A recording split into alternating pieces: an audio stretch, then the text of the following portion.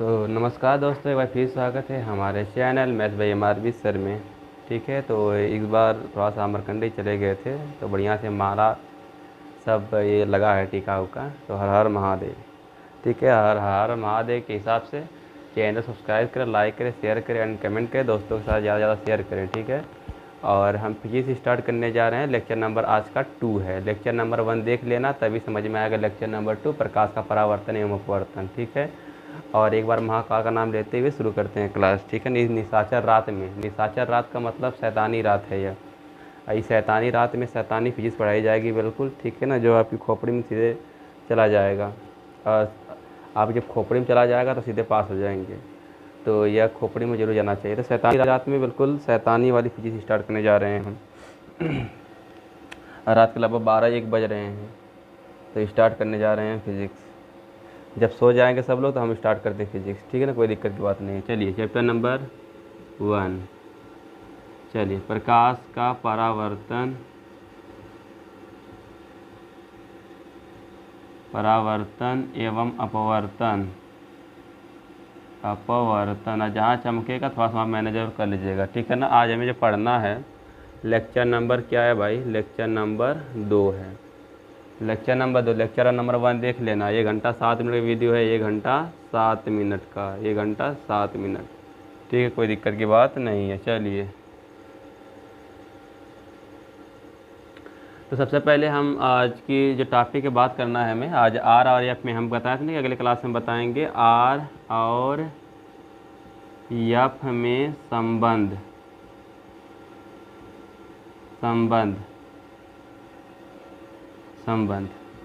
अब इसका संबंध का हमें क्या करवाना है? निगमन करवाना है, निगमन।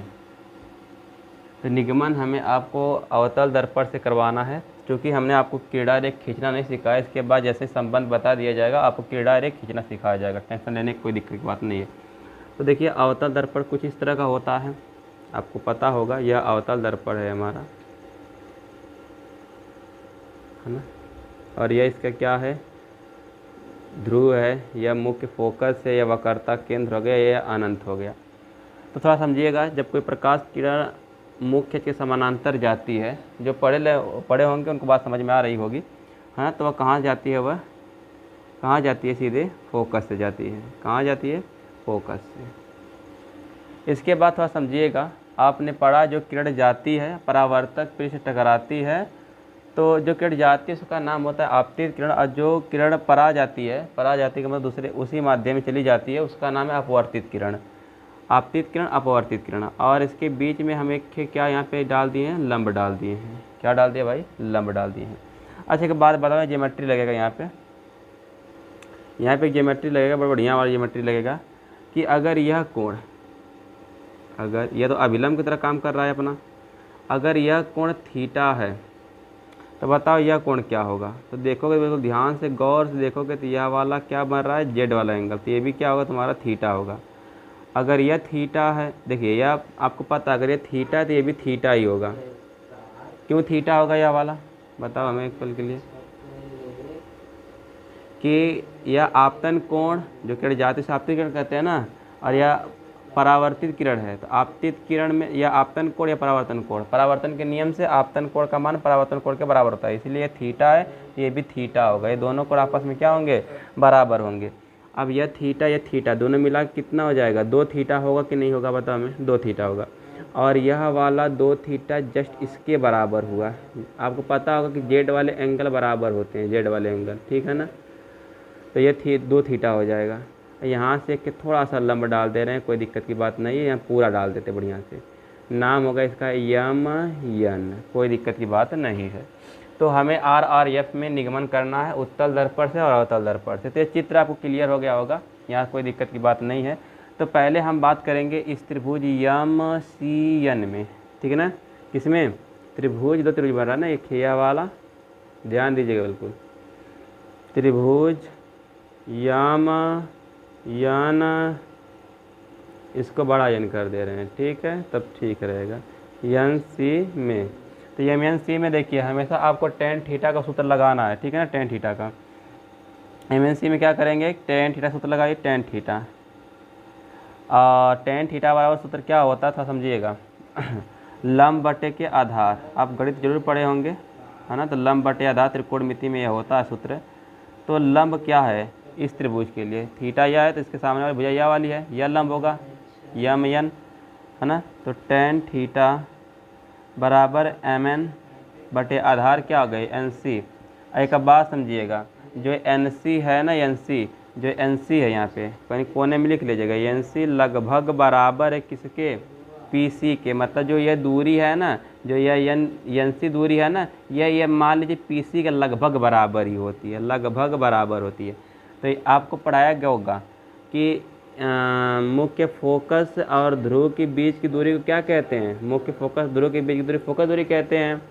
अच्छा, अभी हम आपको चिन्ह परिपाटी नियम नहीं पढ़ाए होंगे, जब पढ़ाएंगे तो पूरा क्लियर यहाँ पे हो जाएगा। यहाँ के माइनस लेते हैं फोकस, ठीक है, अवतल दर्पण में। और वक्रता केंद्र और ध्रुव के बीच की दूरी क्या होती है, वक्रता त्रिज्या होती है, ये भी माइनस आर में लिया जाता है, ठीक है ना। क्यों लिया जाता है माइनस एफ आर में, बता दिया जाएगा, टेंशन मत लीजिए। तो एन सी लगभग किसके बराबर है भाई, एन सी लगभग बराबर है पी सी के, तो ये किसके बराबर माइनस आर के, ठीक है, कोई दिक्कत की बात नहीं है।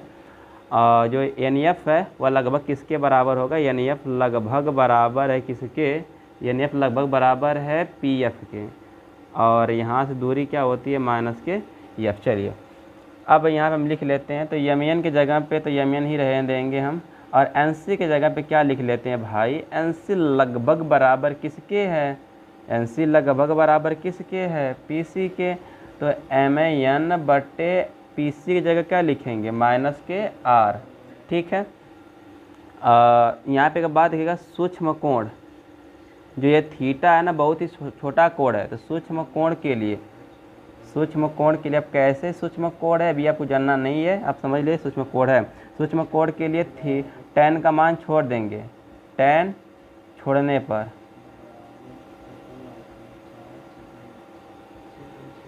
तो क्या हो जाएगा, तो थीटा बराबर हो जाएगा तुम्हारा एम एन बटे माइनस के आर, और इसे मान लीजिए समीकरण नंबर 1, कोई दिक्कत की बात नहीं है भाई।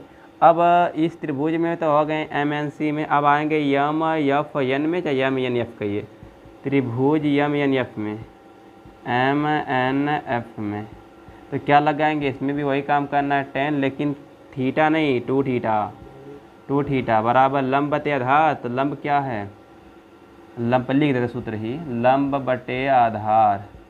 तो लंब क्या है भाई, लंब क्या है एम एन, और आधार क्या है एन एफ। तो बताओ हमें तनी देख के बढ़िया से बात कि एन एफ लगभग किसके बराबर है, पी एफ के बराबर है, किसके बराबर भाई, पी एफ के। तो एम एन और पी एफ किसका मान है, पी एफ माइनस एफ है, माइनस के एफ।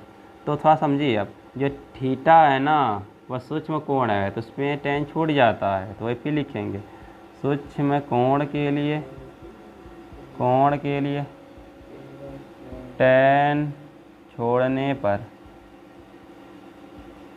अब छोड़ देंगे तो क्या आ जाएगा, एक मिनट, टू थीटा है भाई, टू थीटा, दो थीटा है ना, दो थीटा, तो दो थीटा बराबर एम एन अपान माइनस के एफ। अब देखिए समीकरण नंबर 2, तो जो समीकरण 1 का मान थीटा बराबर एम एन बटे माइनस आ रही है, पे रख दीजिए थीटा की जगह पे, है ना, समीकरण 1 से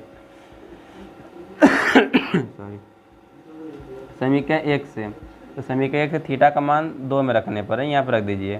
तो 2 गुणे, थोड़ा सा यहाँ कर लेते हैं, 2 गुणे थीटा का मान क्या है एम एन, अब बटे के माइनस आर बराबर एम एन बटे के माइनस एफ, यह माइनस माइनस से समाप्ति, एम एन से एम एन कैंसिल, तो 2 बटा के आर बराबर 1 बटा के एफ, कैंची गुणा कर दीजिए भैया, सीम से कोई कैंची गुणा इधर का इसमें, तो आर एकम कितना हो जाएगा, आर एकम आर, और 2 एफ हो जाएगा, यह सूत्र निकल गया, आर और एफ में संबंध का सूत्र। बहुत ही अच्छा डेरिवेशन था, यह पेपर में पूछा भी जाता है, अगर आप लोग याद कर लेंगे तो बहुत अच्छा बात है। या इसे आप चाहो तो इसे कन्वर्ट भी पेपर में एग्जाम में बदल भी सकता है, आर बराबर 2 एफ भी देता है, पेपर पूछता है कि आर एफ में संबंध का सूत्र लिखिए, तो आर बराबर 2 एफ, या वैकल्पिक क्वेश्चन में दे देता है तो कभी कभी ऐसे दे देता है ना, आर बराबर 2 एफ, या एफ बराबर यहाँ पे गुणा 2 या भाग में हो जाएगा आर बटा 2, तो दोनों आप लोग याद रखिएगा। इसका मतलब फोकस के दोगुने को वक्रता त्रिज्या कहते हैं और वक्रता के त्रिज्या के आधे को फोकस कहते हैं। इस पे न्यूमेरिकल करवाया गया होगा। तो अवतल से हम आशा करते हैं आपको समझ में आ गया होगा और बढ़िया से देख ताक लीजिए और आपको तो आगे मालूम है कि क्या करना है हमें, है ना। तो इसको मिटाते हैं। चलिए 10 मिनट में हो गया भाई, 10 मिनट में हो गया। चलिए अब उत्तल दर्पण से करेंगे। अवतल दर्पण से हो गया ना। चलिए उत्तल दर्पण से देखिए भाई, हमारी मार्किंग से बहुत ज़्यादा ख़त्म हो रही है, तो इसके लिए आप क्या करिए, लाइक शेयर करिए ताकि बढ़िया से हम उसी से खुश हो जाएं अपनी। ठीक है, लाइक शेयर सब्सक्राइब भी तो सब कुछ है हमारे लिए, आप ही लोग तो हो हमारे लिए कुछ, है ना। चलिए अब उत्तल दर्पण से करेंगे। उत्तल दर्पण से हेडिंग डालो भाई, उत्तल दर्पण से आर और एफ में संबंध। तो उत्तल दर्पण देखिए इस तरह बनता है, आपको पता है, पता है ना। चलो यह ध्रुव हो गया पी, इधर हो गया अनंत, यह हो गया एफ, यह हो गया सी। वैसे इस बार 2023 में शायद ये पूछा नहीं जाएगा, यह सिलेबस में कटा हुआ है, तो लेकिन अधिक जानकारी के लिए हम आपको बता दे रहे हैं। तो देखिए अगर पता, जब विप्रकाश के कोई मुख्य समांतर जाती है तो कहाँ जाना चाहती है, फोकस से, लेकिन यहाँ पे नहीं जा पाएगी क्योंकि यहाँ पर कल ही है। ठीक है, अच्छा इसके बाद आप समझो, अब समझो भाई, 1 मिनट और समझो। यह जाना कैसे चाह रही है, सीधे, लेकिन जब भी समांतर है फोकस है, लेकिन जाना चाहिए कैसे, अगर इसे हम आगे बढ़ाएं तो जाएगी सीधे ही आगे, है ना, आगे अगर बढ़ाना चाहे तब। अच्छा एक बात बताओ, यहाँ से इस पर हम क्या डाल दे रहे हैं, लंब डाल दे रहे हैं, बस वही तरह में, कोई दिक्कत की बात नहीं। यहाँ से यहाँ पे लंब डाल दे रहे हैं, और अगर यह कोण हम थीटा मान लेंगे, यहाँ इस और इस किरण के बीच अगर हम कोण थीटा मान रहे हैं, तो बताओ यह वाला थोड़ा सा जो बन रहा है, बताओ जेड की तरफ बन रहा है कि नहीं बन रहा, तो यह वाला भी थीटा होगा, और यहाँ से हम इस पर लंब डाल रहे हैं। आपको चित्र क्लियर होना चाहिए, अगर यह थीटा है तो यह भी थीटा होगा। यह आपतित किरण, अरे भाई आपतित किरण है ना, तो यह क्या है तुम्हारा परावर्तित किरण, यह अभिलंब की तरह कार्य कर रहा है, तो यह थीटा थीटा मिल कितना हो गया, 2 थीटा। तो अब देखो यह वाला जो है इसके बराबर होगा 2 थीटा के, है ना। तो 2 त्रिभुज आपके सामने दिख गए होंगे, यहाँ कैपिटल इन कर लेते हैं, एक यम एन एफ, एक यम एन सी। तो वही है जो अभी आप अवतल वाला किया हो ना, वही तो करना है। अच्छा को पता होना चाहिए उत्तर में यहाँ से यहाँ तक दूरी, यानी ध्रुव से मुख्य फोकस की दूरी क्या होती है, प्लस के एफ, है ना, और यहाँ से यहाँ तक दूरी क्या होती है, आर, मतलब वक्रता के ना ध्रुव के बीच की दूरी। अच्छा एक बात समझो, जो एन एफ होता है ना, एन एफ यह वाला, तो एन एफ लगभग बराबर किसके होता है, पी एफ के, यह लगभग का बराबर का चिन्ह है पी एफ, और यह क्या होती है प्लस एफ है। और एन सी लगभग बराबर किसके होता है, लगभग बराबर होता है पी सी के, और किसके बराबर होता है, प्लस आर के। चलो अब प्लस लिखो भी या ना लिखो कोई दिक्कत की बात नहीं है। चलिए अब हम आते त्रिभुज यम एन एफ में। ये आपको सूत्र जो आ रहा है वह याद रखना, ये डेरिवेशन नहीं याद रहेगा तभी भी चलेगा, लेकिन हम बता रहे हैं आपकी संतुष्टि के लिए कहाँ से आया है। त्रिभुज यम एन एफ में, चलिए इसी में आ रहे हैं। तो tan जब इसमें आएंगे तो थीटा नहीं 2 थीटा है, तो tan 2 थीटा बराबर लंब बटे आधार, सूत्र तो ही होता है। और लंब क्या है, लंब है यम एन, है ना। तो tan 2 थीटा बराबर यम एन बटे आधार क्या है, एन एफ, और एन एफ लगभग किसके बराबर है, पी एफ के बराबर है ना। एन एफ देखो किसके बराबर, लगभग पी एफ के बराबर है। तो एम एन बटे पी एफ के मान कितना है, एफ। तो tan 2 थीटा बराबर क्या हो जाएगा, यम एन बटे एफ। आ देखिए जो थीटा है वह अत्यंत ही सूक्ष्म कोण है, तो लिखेंगे सूक्ष्म कोण के लिए, सूक्ष्म कोण के लिए tan को छोड़ने पर, तो छोड़ देंगे क्या आ जाएगा, तो 2 थीटा बराबर यम एन बटा के एफ। समीकरण नंबर 1 पुनः मतलब फिर से त्रिभुज यम एन सी में, त्रिभुज यम एन सी में एक बार हर महादेव का नाम ले लीजिए और सवाल को लगाएं, इस डेरिवेशन कर देंगे हम बिल्कुल, ठीक है ना। हर महादेव का नाम ले लीजिए आपको। tan थीटा को तो लगाएंगे क्योंकि थीटा है, तो tan थीटा बराबर लंब बटे आधार। तो लंब क्या है, वही यम एन है, समझ में आ रहा है ना, रोबोट नहीं चल रहे हैं। आधार क्या है, एन सी, तो एन सी लगभग किसके बराबर बताओ, एन सी लगभग पी सी के बराबर है, तो एम ए एन। अब बताए पी सी, तो M A N, P C का मान क्या है आर, तो टेन थीटा बराबर क्या हो जाएगा एम एन बटे आर, सूक्ष्म कोण के लिए, सूक्ष्म कोण के लिए टेन को छोड़ने पर, तो क्या आ जाएगा थीटा बराबर एम एन बटे आर। समीकरण नंबर 2। अब जो समीकरण 2 में थीटा का मान है इसमें रख दीजिए, तो समीकरण 2 का मान 1 में रखने पर, तो 1 में क्या है भाई 2 थीटा जगह क्या रखेंगे यह वाला गुणे एम एन बटे के आर, अब बराबर क्या है तुम्हारा एम एन बटे के एफ है, एम एन बटे के एफ। ये इसे स्मॉलर कर लीजिए, कोई दिक्कत की बात नहीं, स्मॉल कर लीजिए, चाहे रहने जहाँ एन है समझ रहे लेना अपना, एन से यह ख़त्म हो गया, तो 2 बटा के आर बराबर 1 बटा के एफ, कैंची गुणा कर दीजिए, तो क्या हो जाएगा आर बराबर 2 एफ, या एफ बराबर आर बटा 2, यह सूत्र मिल गया। ना तो यही डेरिवेशन था, कुछ कठिन डेरिवेशन नहीं है, बहुत ही सुंदर डेरिवेशन था, और आपको आगे पता है कोई दिक्कत की बात नहीं है। इसे हम लगभग 6 मिनट में कर दिए है ना, डेरिवेशन तेज किए थे। चलिए आगे हम करते हैं। तो आगे हम अब सीखेंगे क्या, प्रतिबिंब का बनना। इसको मिटाते हैं, समझ लेना सब कुछ, चित्र उत्र बना के बढ़िया से, हाँ समझ लेना, कुछ दिक्कत की बात नहीं है, बस ये थोड़ा क्लियर करना है ना। अगर नहीं आया तो कमेंट में लिख देना सर जी समझ में तन को नहीं आया, आप रोबोट नहीं है चलती है, क्या करें भाई। चलो आगे, आर और एफ में संबंध का सूत्र आपको याद होना चाहिए, आर बराबर 2 एफ या एफ बराबर आर बटा 2, यह पेपर में पूछता है सीधे संबंध, है ना, तो यह याद रहेगा तो कोई दिक्कत नहीं। तो आज हम सीखेंगे प्रतिबिंब का बनना, प्रतिबिंब का, यह बहुत इम्पॉर्टेंट होता है बनना। तो हम पहले सीखेंगे प्रतिबिंब का बनना अवतल दर्पण से, अवतल दर्पण से। लेकिन जब हमें प्रतिबिंब बनाना है तो उसके लिए कुछ नियम का फॉलो करना है हमें, है ना। अच्छे का बात हम बता रहे हैं, यह आपको वीडियो तभी समझ में बढ़िया से आएगा जब आप लेक्चर 1 देखे होंगे, जब आप लेक्चर 1 देखे होंगे। लगभग ये लेक्चर 1 को 100-150 बच्चों ने लगभग देख लिया है, और देख लिए हैं, आप भी थोड़ा देखिए, और देखने के बाद क्या करिए, जो हम बता रहे हैं उसे फिर कापी पे लिखते जाइए, समझते जाइए, और खुद से नोट्स बनाया करें, है ना।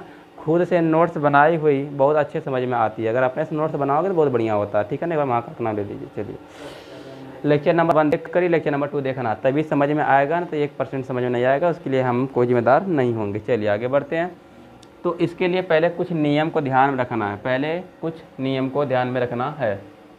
तो पहला समझिए बिल्कुल, चाहे अवतल दर्पण से चित्र बनाए चाहे उत्तल से बनाए, तो दोनों के लिए नियम बता दे रहे हैं।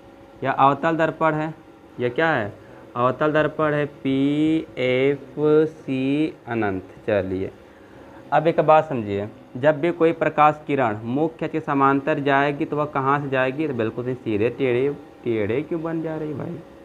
जब भी कोई प्रकाश के मुख्य के समांतर जाएगी तो कहाँ से गुजरेगी, वह हमेशा फोकस से। कहाँ से गुजरेगी अवतल में, फोकस से। लेकिन अगर उत्तल में हम बनाना चाहें, उत्तल में, या कुछ नियम है, या क्या है भाई, कुछ नियम, क्या नियम, कुछ नियम, किस लिए, प्रतिबिंब बनाने के लिए, प्रतिबिंब बनाने के लिए कुछ नियम, P, और यह क्या हो गया आपका अनंत, F, और यह क्या हो गया C। अब इसमें जब प्रकाश किरण जाएगा तो इसके पार हो नहीं पाएगा, क्यों नहीं पार हो पाएगा, क्योंकि कलई है यहाँ पे। तो भाई ये जाना चाहेगा कहाँ से, जब भी कोई प्रकाश किरण अगर मुख्य अक्ष के समानांतर है तो वह कहाँ जाना चाहेगी भाई, फोकस से जाना चाहेगी। कहाँ जाना चाहेगी, फोकस से जाना चाहेगी, ठीक है ना। डैश डैश से बताया का मतलब यह आभासी है, ठीक है ना। आपको हम पढ़ाए होंगे प्रतिबिंब, है ना, प्रतिबिंब पढ़ाए होंगे। प्रतिबिंब 2 प्रकार के होते हैं कि नहीं होते हैं, प्रतिबिंब आभासी और वास्तविक। तो थोड़ा समझिएगा, अगर नहीं बताया गया होगा तो यहाँ पे हम क्लियर कर देंगे, टेंशन लेने की कोई बात दिक्कत नहीं है। अच्छा, इसके बाद केस, यह पहला रूल होगा, है ना, केस नंबर 1, यह केस याद रखना, ये भी वही है, केस 1, चलिए अब देखिए, जब भी कोई प्रकाश किरण, ये P हो गया, F हो गया, C हो गया, अनंत हो गया, जब कोई प्रकाश की किरण है ना अगर फोकस से जाएगी, जा भाई फोकस से जा, जब कोई प्रकाश किरण फोकस से जाएगी तो समांतर हो जाएगी। क्या हो जाएगी? मुख्य अक्ष के समांतर हो जाएगी, मुख्य अक्ष के समांतर हो जाएगी। समांतर है तो फोकस से, अब फोकस से है तो समांतर, बढ़िया बात है। फोकस से तो समांतर, और समांतर है तो फोकस से।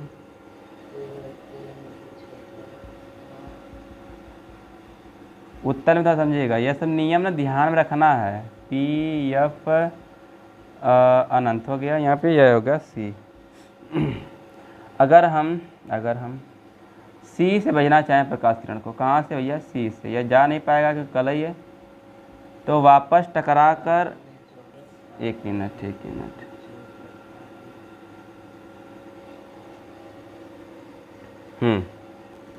ठीक तो था, ठीक है, कोई दिक्कत नहीं।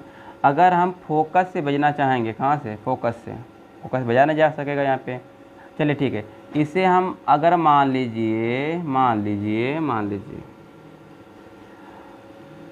वक्रता केंद्र से भेज रहे हैं, जब भी प्रकाश क्या वक्रता केंद्र से जाएगी तो वापस उसी पे लौट जाती है उत्तल में। अवतल भी यही होता है, लेकिन यह समांतर वाला कंडीशन में नहीं लगाना है हमें, ठीक है ना, कोई दिक्कत की बात नहीं है। चलिए अब थोड़ा सा यहाँ पे एक और, यहाँ पे ध्यान देना है ना कि जब केंद्र से भेजेंगे तो वापस उसी पे लौट जाती है यह।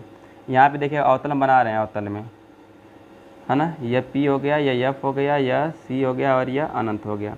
तो जब भी प्रकाश किरण वक्रता केंद्र से जाएगी, चाहे नीचे से भेजो चाहे ऊपर से भेजो, तो वापस उसी पे लौट जाएगी। वक्रता केंद्र से जाएगी तो यहाँ दर्पण टकराएगी, उसी पे लौट जाती है। वक्रता केंद्र से जाने वाली प्रकाश किरण वापस टक्कर के पश्चात उसी से लौट जाती है, टक्कर के पश्चात उसी पे लौट जाती है। यहाँ पे दिक्कत की बात नहीं है। तो वही वाला नियम यहाँ भी बताया गया है, ठीक है ना। बस ये वाला दो, इसमें 2 याद रखना है, इसमें आपको 3 याद रखना है। और एक और नियम होता है इसमें ध्रुव वाला, तो वह उसका कोई काम नहीं है ना। अब चाहो तो यह वाला नियम भी याद कर सकते हो, 4 नियम। अवतल में ठौर होता है इस तरह बस, अवतल खातिर। यह P हो गया, यह F हो गया, यह C हो गया, इधर अनंत हो गया। जब कोई प्रकाश किरण ध्रुव से जाती है तो उसका परावर्तन हो जाता है। क्या हो जाता है भाई? परावर्तन। ये केस नंबर 4 है, तो याद रखिएगा सब केस, है ना। जब प्रकाश किरण मुख्य अक्ष के समांतर भेजेंगे तो परावर्तन के बाद कहाँ जाएगी? फोकस से। मुख्य अक्ष के समांतर तो परावर्तन के बाद फोकस से, मुख्य अक्ष समांतर परावर्तन के बाद फोकस से, मुख्य अक्ष के समांतर परावर्तन के बाद फोकस से। और जब कोई प्रकाश किरण फोकस से जा रही है तो परावर्तन के पश्चात समांतर, जब फोकस से जा रही है तो समांतर, फोकस से जाएगी तो समांतर, फोकस है तो समांतर। और इसके बाद जब कोई प्रकाश किरण वक्रता केंद्र से भेजेंगे तो वापस उसी चली जाएगी, वक्रता केंद्र से भेजेंगे तो वापस उसी चली जाएगी, वक्रता केंद्र से भेजेंगे तो वापस उसी पे। चलिए अवतल में जब मुख्य समांतर भेजेंगे तो प्रकाश जा नहीं पाएगी, क्योंकि यहाँ पे क्या है? कलई है। जब कलई है तो डैश डैश से भेजा जाएगा। किसे भेजाएगा? डैश डैश से। यहाँ पे हम वक्रता केंद्र से भेजना चाह रहे हैं तो वापस उसी पे चली जाएगी, टक्कर के पश्चात उसी पे चली जाएगी। वैसे तो यहाँ पे प्रकाश में जा नहीं पाएगा, लेकिन ऐसा हम भेज रहे हैं। ऐसा अगर हम कर रहे हैं तो आपको पता है, प्रतिबिंब मैंने आपको पढ़ाया होगा, तो अगर नहीं पढ़ाया होगा, थोड़ा सा छूट गया होगा, तो यहाँ पे जान लीजिए प्रतिबिंब के बारे में। इसको मिटा दे थोड़ा सा। अच्छा, यह जब प्रकाश की ध्रुव से जाएगी तो वापस ध्रुव से जब भेजेंगे तो परावर्तन होता है इसका। ध्रुव से भेजेंगे तो परावर्तन, ध्रुव से भेजेंगे भाई परावर्तन। ये सब लिख लेना अगर लिखना चाहो, है ना, क्योंकि यह केवल एक नियम है जो कि चित्र बनाने के लिए काम आएगा। देखिए भाई, प्रतिबिंब मैंने आपको पढ़ाया होगा, तो प्रतिबिंब जो होते हैं वह 2 प्रकार के होते हैं। प्रतिबिंब जो होता है वह कितने प्रकार का होता है? प्रतिबिंब 2 प्रकार का होता है। इमेज मतलब क्या होता है भाई? प्रतिबिंब। प्रतिबिंब 2 प्रकार का होता है। एक होता है तुम्हारा वास्तविक प्रतिबिंब, वास्तविक प्रतिबिंब, और इसके बाद एक होता है तुम्हारा आभासी प्रतिबिंब। 2 प्रकार का प्रतिबिंब पढ़े होंगे आप, है ना, रियल इमेज और वर्चुअल इमेज। यह होता है रियल इमेज,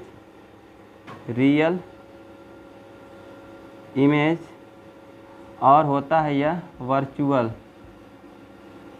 वर्चुअल इमेज। 2 प्रकार का प्रतिबिंब बताया होगा।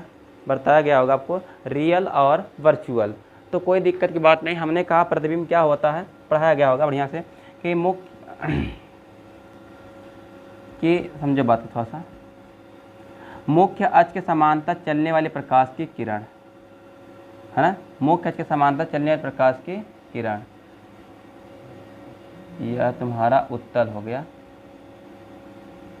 यह P हो गया, यह F हो गया, यह C हो गया, यह अनंत हो गया, यह हो गया P F इनफाइनाइट, एक मिनट, F तो यहाँ होगा ना भाई, C। चलो, यह समांतर जाएगी तो कहाँ से जाएगी, फोकस से जाना चाहेगी। कहाँ जाना चाहेगी भाई, फोकस से, और यह सीधे फोकस से टकरा जाएगी, कोई दिक्कत की बात नहीं है ना। लेकिन जो प्रतिबिंब है, एक बात ध्यान रखना, हम जो बात आप बोलने वाले हैं बहुत गहरी बोलने वाली बात है। यह तो आपको पता है ना, नियम में मैंने बताया कि जब भी प्रकाश की मुख्य अक्ष के समांतर जाएगी तो कहाँ से, फोकस से, और जब मुख्य समांतर भेजेंगे तो फोकस से। लेकिन अब जो हम बात बोलने वाले वो गहरी बात है। कैसी बात है भाई, गहरी बात है। तो गहरी बात है तो गहरी बात सुननी पड़ेगी। प्रतिबिंब बनने के लिए 2 किरणों की आवश्यकता होनी चाहिए, यह गहरी बात है। प्रतिबिंब बनने के लिए कितने किरणों की आवश्यकता होनी चाहिए, 2 किरणों की। एक बार जोर लगा के बोलिए, प्रतिबिंब बनने के लिए कितने किरणों की आवश्यकता होनी चाहिए, 2 किरणों की आवश्यकता होनी चाहिए। अब चलिए थोड़ा समझिए। तो एक किरण तो मैंने भेजा मुख्य अक्ष समांतर, तो कहाँ जाएगी, फोकस से, है ना। अब थोड़ा समझिएगा, एक किरण और हम इसके समांतर भेजेंगे तो ये भी कहाँ जाएगी, मुख्य अक्ष समानांतर है तो कहाँ जाएगी, फोकस से जाएगी कि नहीं। अब एक बात थोड़ा समझिएगा, जहाँ पे दोनों किरण काटते हैं, किरण, वही वस्तु का प्रतिबिंब होता है ना। उसी से मुख्य अक्ष पर लंब डाला जाता है। आगे हम बहुत सारा चित्र बनाएंगे तो मुख्य अक्ष पर लंब डाले, आज यहाँ पे काट दिया तो यहाँ से मुख्य अक्ष पर लंब डालेंगे तो वह वस्तु का प्रतिबिंब होगा। थोड़ा समझने में दिक्कत हो रही होगी, पहली दफ़ा, आगे समझ पूरा बढ़िया से आ जाएगा। तो यहाँ पे वास्तव में काट रहा है, वास्तव में क्या किया, काट रहा है, लेकिन यहाँ पे वास्तव में नहीं काट रहा है। यहाँ पे समानांतर भेजेंगे तो यह डैश डैश से यहाँ पे काट रहा है, और जहाँ पे काट रहा है वहीं से मुख्य अक्ष पर लंब डालना हम चाहेंगे, लेकिन डाल नहीं पाएंगे क्योंकि बिंदुआकार है।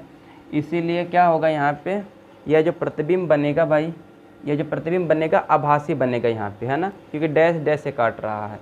जो वास्तव में काटता है वह वास्तविक प्रतिबिंब बनाता है, वास्तविक में डैश डैश नहीं होता है। और जो वास्तव में नहीं काट पाता है वह आभासी प्रतिबिंब बनाता है, जो वास्तव में नहीं काट पाता है वह आभासी प्रतिबिंब बनाता है ना। तो प्रतिबिंब क्या होता है थोड़ा समझिएगा।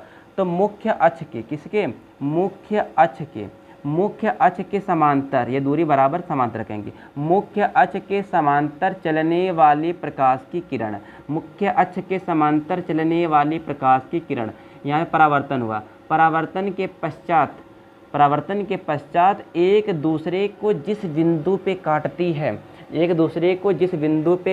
है, या काटती हुई प्रतीत होती है, यहाँ पे प्रतीत हो रही है, काट नहीं रही, प्रतीत हो रही है, काटती प्रतीत होती है, उस बिंदु से मुख्य अक्ष पे डाला गया लंब, वस्तु का प्रतिबिंब कहलाता है। परिभाषा थोड़ा सा इसकी लंबी है, समझने का प्रयास करिएगा, मैं प्रतिबिंब पढ़ाना पड़ा बीच में चित्र बनाने से पहले। मुख्य अक्ष के समांतर चलने वाली प्रकाश की किरण, मुख्य अक्ष के समांतर चलने वाली प्रकाश की किरण, दिमाग में बैठा लीजिए। मुख्य अक्ष के समांतर चलने वाली प्रकाश की किरण परावर्तन के पश्चात एक दूसरे के जिस बिंदु पे काटती है या काटती हुई प्रतीत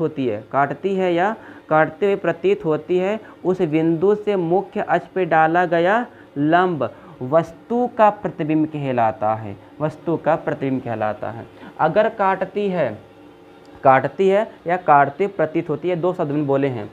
अगर काटती है तो वास्तविक प्रतिबिंब, अगर काटती है तो वास्तविक प्रतिबिंब, अगर काटती है ना, वास्तविक प्रतिबिंब, अगर काटती है तो वास्तविक प्रतिबिंब, अगर काटती प्रतीत होती है तो आभासी प्रतिबिंब, अगर काटती प्रतीत होती है तो आभासी प्रतिबिंब। क्लियर हुआ कि नहीं हुआ, यहाँ तक कोई दिक्कत की बात नहीं है।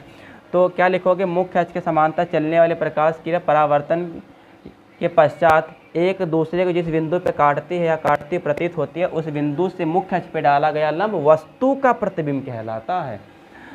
अब वास्तविक प्रतिबिंब क्या होगा, मुख्य अक्ष के समांतर चलने वाले प्रकाश की किरण, मुख्य अक्ष के समांतर चलने वाले प्रकाश की किरण एक दूसरे को जिस बिंदु पे काटती है, अब इसमें काटती प्रतिबिंब नहीं बोलना है, काटती है, तो उस बिंदु से मुख्य अक्ष पे डाला गया लंब वस्तु का वास्तविक प्रतिबिंब कहलाता है। और आभासी प्रतिबिंब किसे कहते हैं, मुख्य अक्ष के समांतर चलने वाले प्रकाश की किरण एक दूसरे के जिस बिंदु पे काटती हुई प्रतीत होती है, उस बिंदु से मुख्य अक्ष पे डाला गया लंब वस्तु का प्रतिबिंब कहलाता है। कोई दिक्कत की बात नहीं है। तो अब देखिए, जो वास्तविक प्रतिबिंब होता है ना, वह अपना प्रतिबिंब कैसा बनाता है, दर्पण में कैसा प्रतिबिंब बनाता है, उल्टा बनाता है।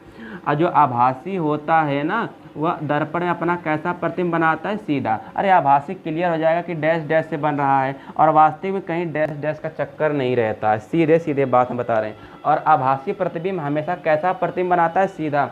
और वास्तविक प्रतिबिंब कैसा प्रतिबिंब बनाता है, उल्टा। ये रट लेना, जब भी वास्तविक हम बोलेंगे तो उल्टा हमेशा आ जाएगा उसका चित्र, और आभासी बोलेंगे तो हमेशा सीधा। इतना बात ध्यान में रख लीजिए। अब चलिए हम अब क्रीड़ा रेख बनाने वाले हैं अवतल दर्पण से। तो नियम जो हम बताएं वह याद रखना है, और आभासी वास्तविक याद रखना है, क्योंकि इसी का तो काम है मेन दर्पण में, है ना। और ये पेपर में 4 नंबर का आता है कि पूछ देता है एग्जामिनर की वस्तु यहाँ पर खड़ी है दर्पण में, इस दर्पण में यहाँ पर खड़ी है, तो इसका प्रतिबिंब बताओ और इसकी प्रकृति बताओ। प्रकृति का मतलब वही वास्तविक उल्टा छोटा बड़ा बताना होता है ना। तो थोड़ा चलते आगे, चलिए। तो अवतल दर्पण से, तो अब थोड़ा अवतल दर्पण बना लेते हैं और समझाते हैं वस्तु कहाँ कहाँ खड़ी करनी है और प्रतिबिंब कहाँ कहाँ बनेगा। यह P हो गया, F हो गया, C हो गया और अनंत हो गया। देखिए मेहनत बहुत ज़्यादा लग रहा है बोलने भी, और निशाचर रात है तो इसमें भी थोड़ा सा हो रहा है। तो आप लाइक शेयर कमेंट करना ना भूलिएगा, दोस्तों के साथ शेयर करना ना भूलिएगा, ये हम बार बार ना बोलें, ठीक है ना। चलिए अब एक बात समझिएगा, यहाँ पे बात समझिएगा, वस्तु कहाँ कहाँ हो सकती है। वस्तु एक बार अनंत पर हो सकती है। वस्तु कहाँ पर होगी, अनंत पर खड़ी हो सकती है। वस्तु अनंत और सी, यह वस्तु की स्थिति बता रहे हैं भाई। किसकी स्थिति, वस्तु की स्थिति, किसकी साहब, वस्तु की स्थिति। अब वस्तु की स्थिति के बाद भाई, अब वस्तु खड़ा होगा तो उसका चित्र दर्पण में बनेगा कि नहीं बनेगा। मान लीजिए शीशा है, आप खड़े हो गए तो इसमें आपका चित्र बनेगा कि नहीं बनेगा। तो जो चित्र आपका बन रहा है वही तो है प्रतिबिंब, जो चित्र बन रहा है वही तो है प्रतिबिंब, है ना। उसको बस हम फिजिकली परिभाषा देकर बताएं भाई, है ना। वस्तु की स्थिति, तो वस्तु खड़ा होगा तो उसका क्या बनेगा, प्रतिबिंब बनेगा। तो प्रतिबिंब की स्थिति कहाँ होगी, तो ये दोनों में बतानी है स्थिति, है ना, समझ लीजिए। बिल्कुल बढ़िया राइटिंग में लिखे हैं, चाप चाप के बिल्कुल। वस्तु अनंत पर हो तब प्रतिबिंब कहाँ बनेगा, वस्तु अनंत और सी के बीच में हो, नंबर 2 पे। वस्तु अनंत और सी के बीच में हो तब प्रतिबिंब कहाँ बनेगा, वस्तु वक्रता केंद्र पर हो तब कहाँ बनेगा। जब वस्तु वक्रता केंद्र और सी के या मुख्य फोकस के बीच में हो तब कहाँ बनेगा। जब मुख्य फोकस पर हो तब कहाँ पर बनेगा, और जब मुख्य फोकस और ध्रुव के बीच में हो तब कहाँ बनेगा। मतलब कितने प्रतिबिंब बनेंगे भाई। अवजिया कहूँ किधर से देर अवजिया आता है, ठीक है। तो कितने स्थिति बन सकते हैं भाई, 6 है। और उत्तर से देखते हैं, उत्तर से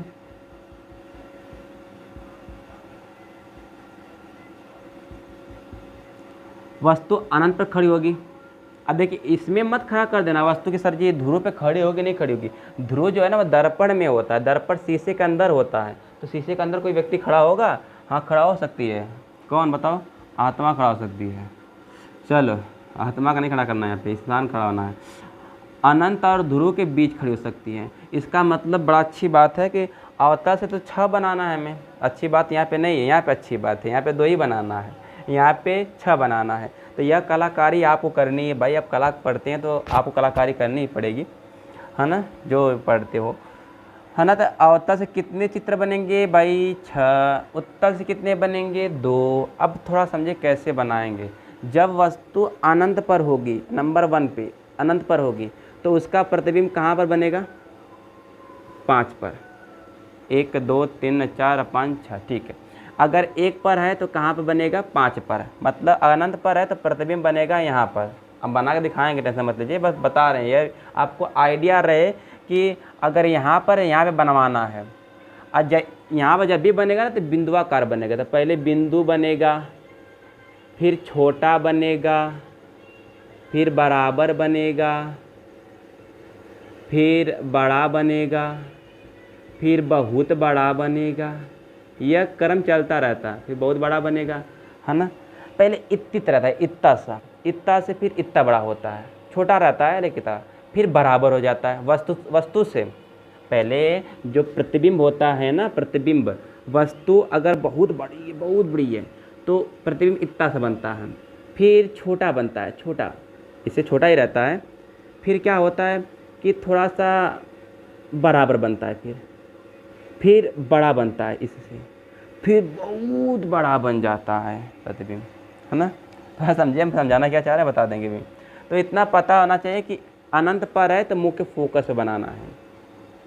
यहाँ पे जाएंगे, एक कदम आगे बढ़ेंगे तो एक कदम पाछे आएंगे।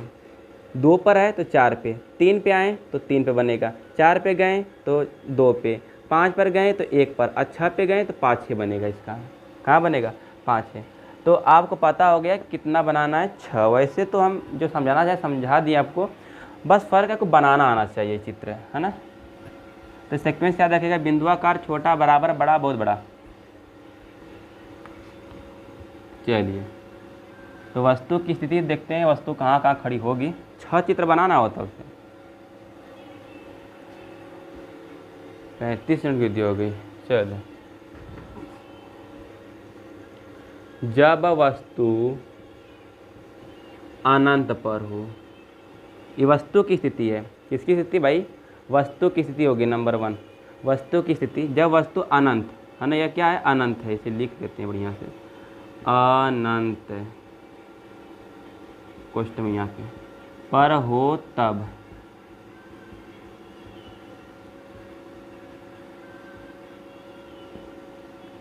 देखो, यह अवतल दर्पण है, अवतल दर्पण से बना रहे हैं।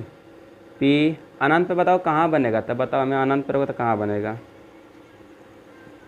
अनंत पर वस्तु है तो वस्तु को हम देख नहीं सकते हैं। वस्तु हमेशा बिंदुआकार जैसी दिखाई देती है। अगर वस्तु अनंत पर है, बहुत दूर है, तो बिंदुआकार होती है।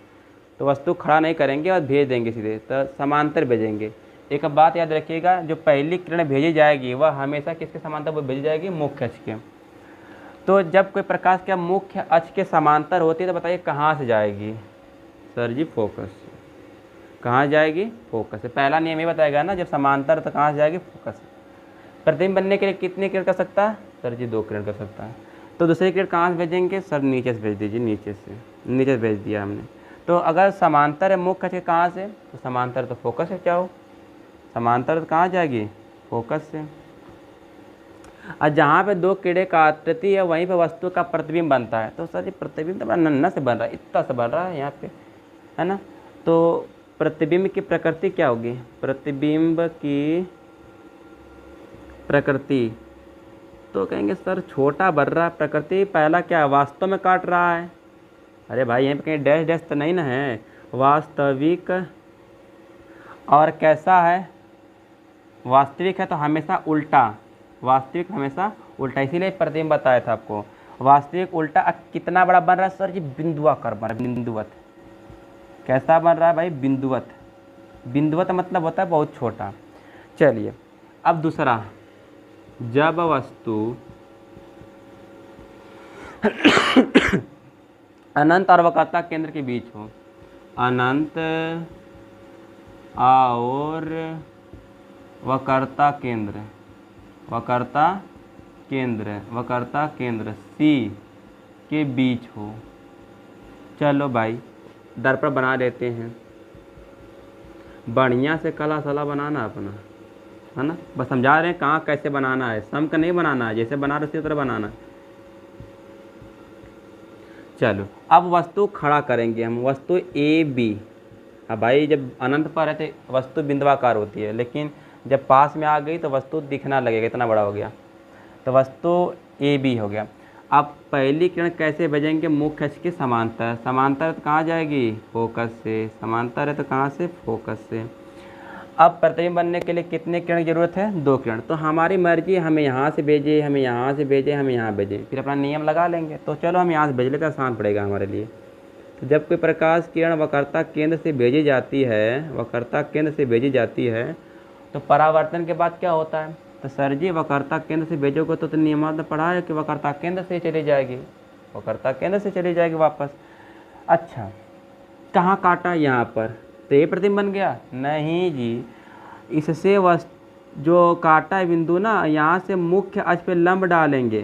प्रतिबिंब का परिभाषा तो ध्यान से पढ़ लीजिएगा, जब मैंने पढ़ाया प्रतिबिंब, अगर ध्यान समझे होगे, थोड़ा प्रतिबिंब खोल के देखो क्या बताया परिभाषा, कि मुख्य समांतर चलने वाली प्रकाश किरण परावर्तन के पश्चात एक दूसरे के जिस बिंदु पे काटती है, उस बिंदु से मुख्य अक्ष पे डाला गया लंब वस्तु का प्रतिबिंब होता है। तो मुख्य अक्ष पे लंब डालना जरूरी है ना, ए डैश बी डैश। तो बिंदुआकार हो गया छोटा। तो प्रकृति क्या होगी भाई? प्रकृति, तो प्रकृति चलो यहाँ लिख देते हैं, प्रतिबिंब की प्रकृति लिखते चलो साथ साथ।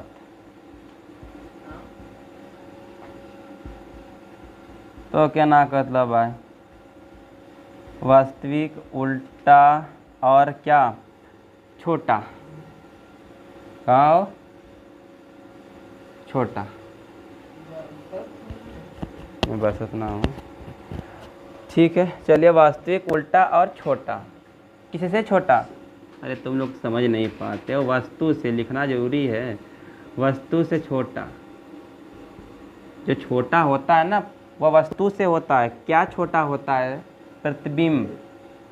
चलो, दो ठो बन गया। अब वस्तु कहाँ रखेंगे? वस्तु का भी यहाँ पर रखेंगे, सी पर। जब वस्तु, तीसरा, जब वस्तु वक्रता केंद्र सी पर हो तब प्रतिबिंब। आज प्रतिबिंब क्लियर कर देंगे, टेंशन मत लीजिए। बहुत प्रतिबिंब डरते हो ना, प्रतिबिंब के बिल्कुल उड़ा देंगे। पी एफ सी अनंत। अब चलो सी पर रखते हैं। जब सी पर रखेंगे तो सी पर ही प्रतिबिंब बनेगा, याद रखिएगा। समांतर भेजेंगे कहाँ से? फोकस से। चलो, अब देखो, कम से कम इतना ध्यान रखिएगा, इस सी पर बनवाना है प्रतिबिंब हमें। जब समांतर भेजेंगे इस तरह गया, बन जा भाई, काट दे यहाँ पे। तो यहाँ पे काटा, वहीं से मुख्य अक्ष पे लंब डाल देंगे, या ये भी वस्तु हो गया हमारा, और ए डैश बी डैश प्रतिबिंब बन रहा है। वस्तु ऐसे है तो प्रतिबिंब ऐसे है, उल्टा। तो प्रकृति क्या होगी? प्रतिबिंब की प्रकृति। तो पहले देखो, ध्यान दो, वह वास्तव में काटता है तो वास्तविक, अवास्तविक है तो ऐसे दिख भी तो रहा है ना कि उल्टा है। वास्तविक, उल्टा और बराबर। किससे बराबर? यही तो बस समस्या है तुम लोग की। वस्तु से वस्तु के बराबर, ठीक है ना। तो तीन चित्र बड़ा सुंदर से बनाए हैं, बिना कला पढ़े उड़े हुए। हम कभी कला नहीं पढ़े हैं, आप कला पढ़े हैं भाई, तो बना देंगे, कलाकार आदमी हो। चलिए, चौथा चित्र बनाने जा रहे हैं, और 42 मिनट की वीडियो हो चुकी है। ये सब लिख कर बना कर बढ़िया समझो कि हम क्या बताना चाह रहे हैं। सर क्या बताना चाह रहे हैं इतना चिल्ला चिल्ला कर, क्या समझाना चाह रहे हैं, यह समझो आप, है ना। हाँ,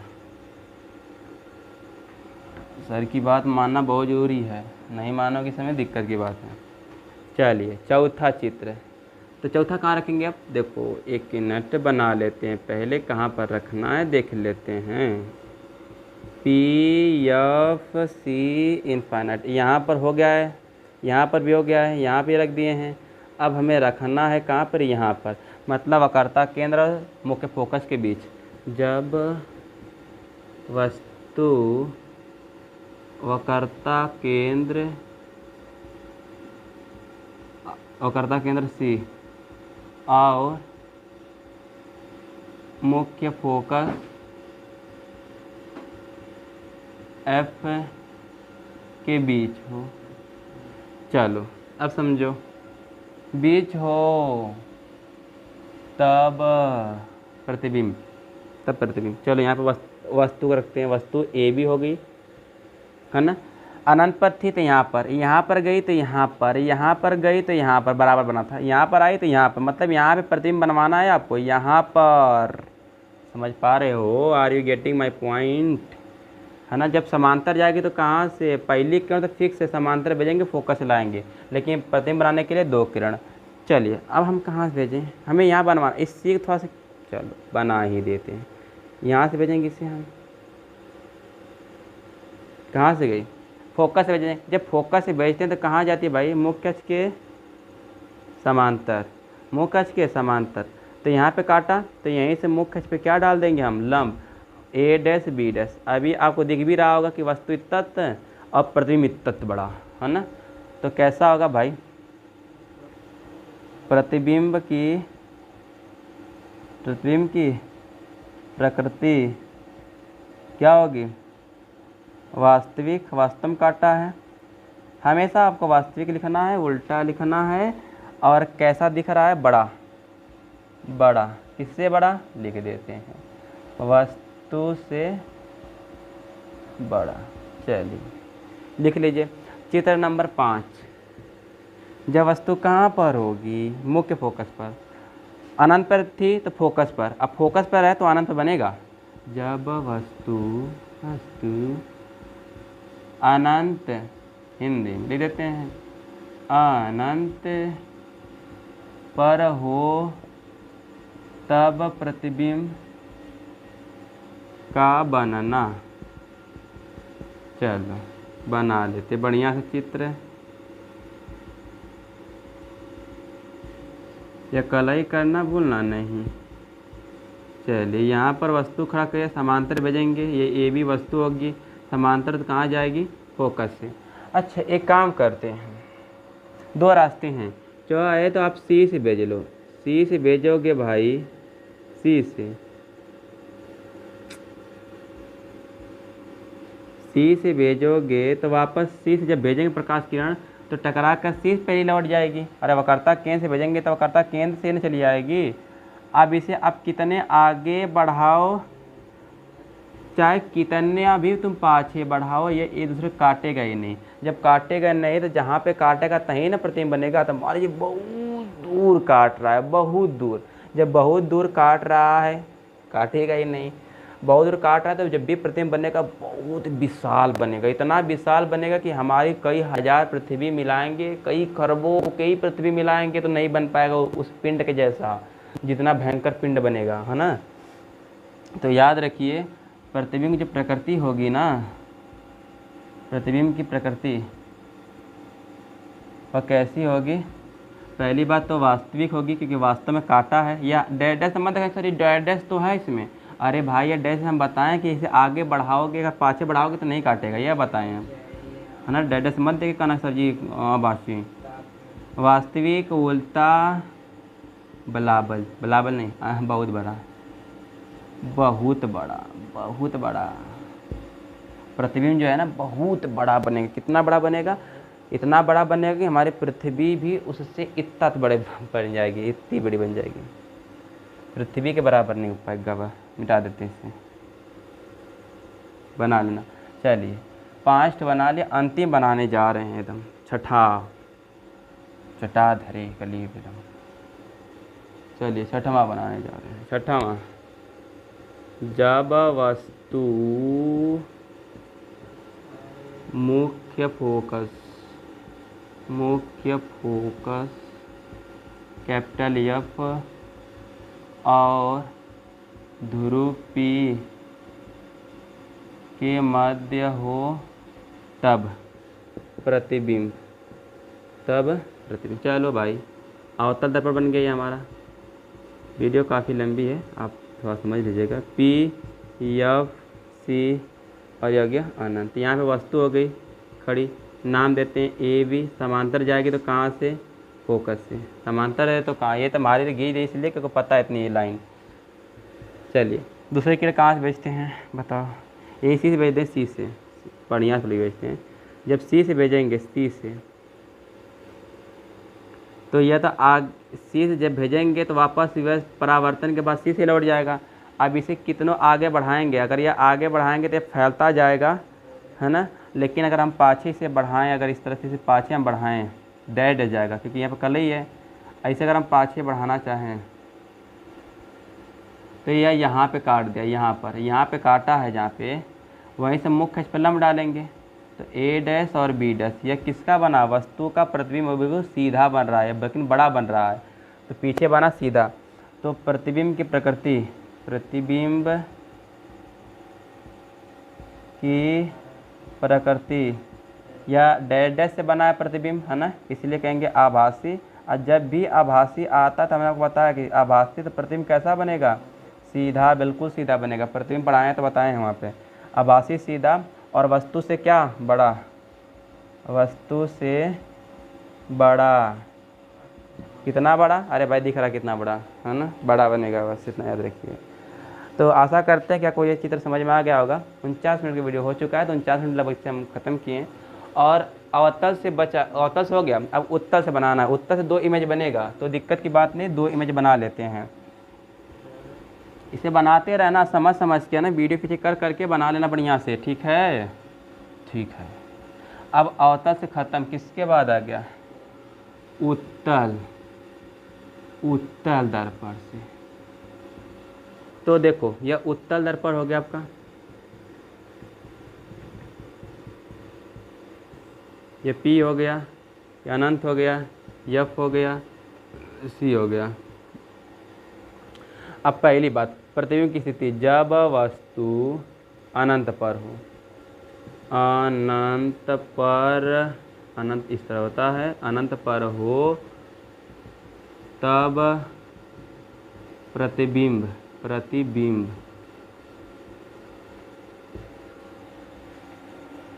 चलो अनंत पर है तो बिंदुआकार होती है वस्तु भी इतने बार दिखेगी।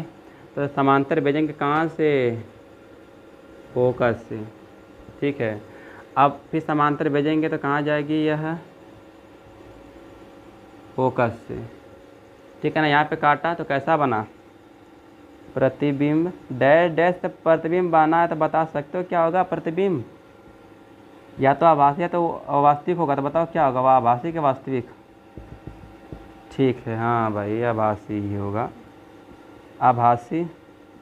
अच्छा आभासी है तो कैसा बनेगा, सीधा कि उल्टा, सीधा, वेरी गुड। और कैसा बन रहा है, बिंदुआकार, बिंदुआकार या बिंदुवत भी लिख सकते हो आप। चलो अब दूसरा बना लेते हैं, जब वस्तु अनंत और ध्रुव के बीच हो, जब वस्तु अनंत और ध्रुव P के मध्य हो तब प्रतिबिंब का बनना। चलो देखो ये उत्तल दर्पण हो गया बढ़िया से, यह P हो गया, अनंत हो गया, F हो गया और यहाँ पे C हो गया। चलो यहाँ पे वस्तु हो गया A B, समांतर भेजेंगे कहाँ जाएगी, फोकस से, डैश डैश से, डैश डैश से, डैश डैश से। और प्रतिबिंब बनने के लिए कितने की ज़रूरत, 2 किरण। अच्छा ध्रुव से भेजेंगे तो क्या होगा, बता सकता है कोई, ध्रुव से भेजेंगे तो सर ये परावर्तन होगा सीधे सीधे। जब परावर्तन होगा तो इसे हम कहाँ, हम इसे आगे बढ़ाना चाहेंगे। तो यहाँ पे काटा कि नहीं काटा, A डैश B डैश, क्योंकि हमें कटवाना है भाई। अगर नहीं कटवाएंगे तो प्रतिबिंब यहाँ पे नहीं काटेगा तो कैसे मुख्य फल हम डाल पाएंगे हम, है ना। इसे थोड़ा सा आगे बढ़ा दिए तो A डैश B डैश, ये इतना बड़ा, ये इतना बड़ा हुआ तो छोटा बना। तो प्रतिबिंब की प्रकृति, तो प्रतिबिंब कैसे बना है, डैश डैश से बना हुआ है ना। प्रतिबिंब की प्रकृति जब डैश डैश से बनता है तो लिखते हैं आभासी। और जब आभासी है तो कैसा, अरे सीधा, उसे दिख भी तो रहा है सीधा ना। और सीधा कैसा, वस्तु से छोटा, वस्तु से छोटा, वस्तु से छोटा। चलिए तो ये भी क्लियर हो गया। अब हम आपको बता देते हैं, यहाँ तक हमने आपको पढ़ा दिया है। अब हेडिंग डालिए दर्पण सूत्र, मिटा देते हैं इसे हम। अब हेडिंग डालिए दर्पण सूत्र। 1 मिनट रुका रहा, 2 मिनट में पढ़ा जाए कि दर्पण सूत्र पढ़ा दी, बस खत्म हो गया वीडियो। दर्पण सूत्र, दर्पण जो सूत्र होता है ना, वह होता है 1/F बराबर 1/V प्लस 1/U। अब यह कहाँ से आया, इसका कल आपको बढ़िया से डेरिवेशन बताया जाएगा। यहाँ पे F क्या है, फोकस दूरी, V क्या है, V क्या है प्रतिबिंब की स्थिति, U क्या है वस्तु की स्थिति। अब हम आपको थोड़ा सा हम समझाना चाहेंगे प्रतिबिंब की स्थिति और वस्तु की स्थिति क्या होती है। अवतल दर्पण था समझिएगा। अच्छा एक चीज़ थोड़ी समझिए यहाँ पे, यह तो सभी लोग को पता होगा, निशान ज्यामिति आप लोग पढ़े होंगे कक्षा 10वीं में लगभग। यह x अक्ष होता है और यह क्या होता है आपकी y अक्ष, यह होता है मूल बिंदु। तो मूल बिंदु के दाहिने तरफ क्या लेते हो बता सकते हो आप, तो प्लस, ये तो समझदार ही आप खुद पढ़े होंगे। और यहाँ पे क्या होता है माइनस। अगर नहीं पढ़े तो कक्षा 8 की किताब उठाओ, शुरू कर दो पढ़ना, निर्देशांक ज्यामिति कार्तीय तल, तो वहाँ से आपको थोड़ा सा हिंट मिल जाएगा। अगर नहीं पढ़ना चाह रहे तो मत पढ़ो, यहीं पे पढ़ लो। ऊपर क्या होता है प्लस, नीचे क्या होता है माइनस, ठीक है ना। अब थोड़ा समझो, यहाँ पे यह क्या है, हम आपको पढ़ा रहे हैं दर्पण सूत्र याद रखना, चिन्ह परिपाटी का नियम। और कल हम इसे पढ़ाएंगे कहाँ से आया है, कल इसे बता दिया जाएगा। यह उत्तल के लिए, उत्तल दर्पण के लिए भी यही होता है और अवतल दर्पण के लिए भी यही सूत्र होता है। तो यह रामबाण सूत्र याद रखिएगा, इसे हम कहते हैं FUV में संबंध, कल पढ़ाया जाएगा। अभी चिन्ह परिपाटी का नियम सीख लो, चिन्ह परिपाटी का नियम, चिन्ह परिपाटी का नियम। यह क्या हो गया तुम्हारा अवतल दर्पण, यह क्या हो गया तुम्हारा अवतल दर्पण। इसमें मेन चिन्ह परिपाटी का नियम है। जब आप न्यूमेरिकल सॉल्व करने जाओगे, अगर आप चिन्ह नहीं लगा पाओगे, चिन्ह नहीं लगा पाओगे तो सवाल पक्का गलत होगी। बिना अगर एक तो छोटा सा माइनस और प्लस गड़बड़ाया तो सवाल पूरी बर्बाद हो जाएगी आपकी, ठीक है ना। यह अवतल दर्पण और यह आपका क्या है उत्तल दर्पण, यह क्या है आपका उत्तल दर्पण, ठीक है। बिल्कुल हमारी थोड़ा सा लाइटिंग बंद हो गई है तो कोई दिक्कत की बात नहीं, वीडियो चल रहा है ना, देखने रहे कोई। यह उत्तल दर्पण है, क्या है भाई उत्तल दर्पण। अब दोबारा समझिएगा, दर्पण के पृष्ठ बना बिंदु क्या कहते हैं, ध्रुव कहते हैं। और यह अवतल दर्पण की इधर क्या होता है मुख्य फोकस इधर, और यह क्या होता है वक्रता केंद्र होता है, इधर क्या होता है अनंत होता है। इधर क्या होता है भाई साहब मुख्य फोकस इधर इसका। देखिए उत्तल दर्पण का थोड़ा समझो बात को भाई, अनंत P और FC, तो P और के बाद अनंत दर की नहीं समझो, इसीलिए उत्तल के दर है, ठीक है। यहाँ पे C होता है। अब देखिए अवतल मुख्य फोकस और ध्रुव के बीच की दूरी क्या होती है फोकस दूरी। तो अगर इस साइड है तो इस साइड माइनस होता कि नहीं होता है, यानी यहाँ पे एक और डालो ना अवतल दर्पण के लिए, अवतल दर्पण के लिए जो फोकस दूरी होती है वह किस में होती है पॉजिटिव में, सॉरी माइनस निगेटिव में होती है। अवतल के लिए फोकस क्या होती है माइनस में, इस साइड है इस साइड। और ध्रुव और वक्रता केंद्र के बीच की दूरी क्या होती है वक्रता त्रिज्या, और इधर ही है यही दूरी है, सभी दूर इस साइड है, तो क्या होगी वक्रता त्रिज्या क्या होगी निगेटिव में होगी अवतल के लिए, है ना। और वस्तु भी इधर खड़ा होता है, जब भी वस्तु खड़ा होता है तो इधर खड़ा होता है, और जो वस्तु है उत्तल में भी इस साइड खड़ा होता है और अवतल होगा तो भी इस साइड इधर खड़ा होता है। तो जो वस्तु है ना वह निगेटिव होता है, लेकिन हमेशा निगेटिव होता है, सदैव निगेटिव होता है। ये जो होता है ना सदैव निगेटिव होता है, ये रट लेना। जो वस्तु U क्या है वस्तु की स्थिति, U क्या है भाई द कंडीशन ऑफ ऑब्जेक्ट, वस्तु की स्थिति है ना। दर्पण वस्तु की स्थिति कहाँ पे खड़ा कर रहे हैं, देखिए जितनी भी दूरियां नापी जाएंगी सब ध्रुव से नापी जाएंगी, दूरियां ध्रुव से ध्रुव से ध्रुव से ध्रुव से ध्रुव से, है ना वस्तु की स्थिति।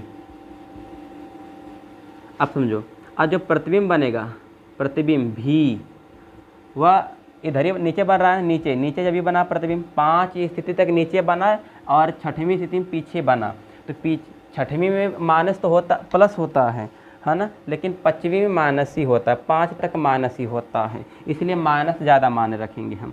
तो प्रतिबिंब की स्थिति क्या होगी भाई माइनस होगी, है ना, निगेटिव क्या होगी भाई निगेटिव। और क्योंकि प्रतिबिंब तो नीचे बन रहा है ना, वस्तु इधर खड़ी हो रही है।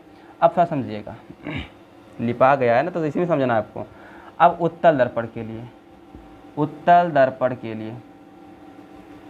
दर्पण फोकस दूरी क्या भाई ध्रुव और मुख्य फोकस भी दूरी फोकस दूरी होती है, तो किस में लेंगे पॉजिटिव में।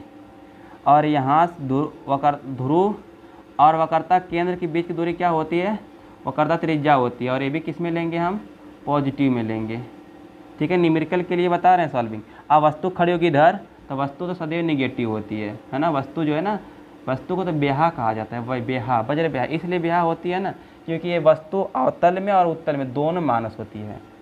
देखो यहाँ बड़ा बढ़िया सा काम चल रहा था, अवतल का फोकस निगेटिव, यहाँ पॉजिटिव सॉरी, अवतल दर्पण का फोकस दूरी निगेटिव तो उत्तल का पॉजिटिव, वक्रता त्रिज्या माइनस, वक्रता त्रिज्या प्लस।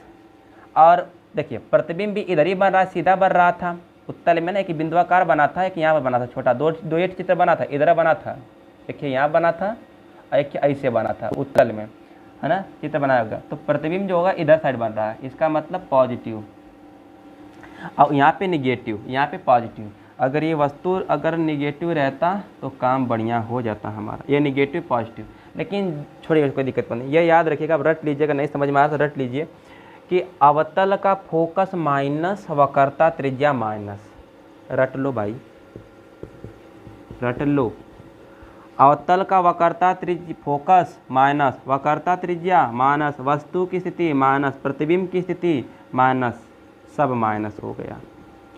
और उत्तल का फोकस, उत्तल मतलब उठल, उत्तल मतलब उठल, और जब उठल वो प्लस होता है, उठल का मतलब प्लस, तो वस्तु की स्थिति क्या होगी प्लस, और वक्रता त्रिज्या प्लस, प्रतिबिंब प्लस, क्या माइनस होता है वस्तु की स्थिति। तो हम पूछेंगे आपसे कि बताइए ऐसा क्या है जो दोनों में निगेटिव होता है, तो वस्तु की स्थिति, ठीक है ना।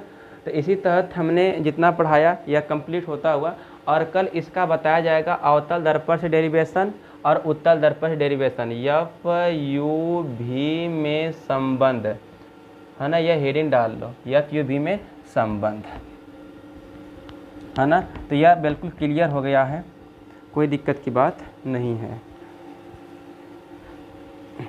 तो एफ यू भी में संबंध अवतल दर्पण द्वारा और उत्तल दर्पण द्वारा, ठीक है। तो कोई दिक्कत की बात नहीं है। अगर वीडियो समझ में आई होगी बढ़िया से तो लाइक शेयर कमेंट करना ना भूलिएगा। और आज मैंने क्या पढ़ाया आपको, एफ और आर में संबंध पढ़ा दिया।